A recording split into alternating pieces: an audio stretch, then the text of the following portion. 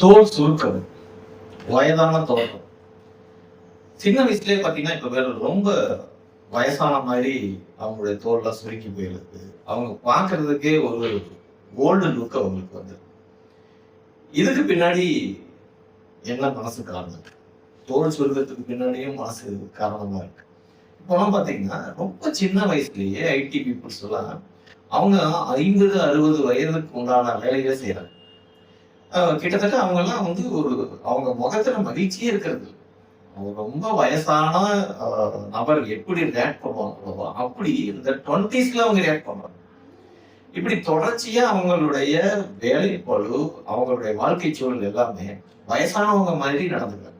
வீட்லயே சொல்லுவாங்க, "என்னடா அது 60 வயசு தாத்தா மாரியே பேசுற, 50 வயசு பாட்டி மாரி பேசுற" அப்படின்னு சொல்லி நம்மளே நம்ம குழந்தைங்கள சொல்ற அளவுக்கு இவங்க நடந்துக்கிறாங்க.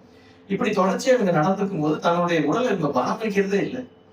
கிட்டத்தட்ட இவங்களுக்கான அந்த ஒரு சாதாரணமா மேக்கப் பண்றது, ஒரு சிம்பிள் மேக்கப் கூட இவங்க செய்யாம வேலைக்காக ஓடி ஓடி ஓடி தன்னை பராமரிக்கிறதும் இல்லை.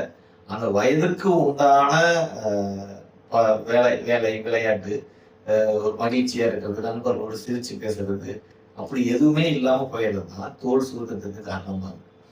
இளமையில் நல்ல சிரிச்சு விளையாடி பழகி அந்த ஒரு கம்யூனிகேஷன் நான் வந்து நல்லா என்ஜாய் பண்ணணும். அப்படி விட்டுட்டு ரொம்ப வயசானவங்க மாதிரி எனி டைம் சீரியஸா இருக்கிறதே தோல் சுருக்கம் வயதான தோற்றத்துக்கு ஒரு ரொம்ப முக்கியமான காரணம்.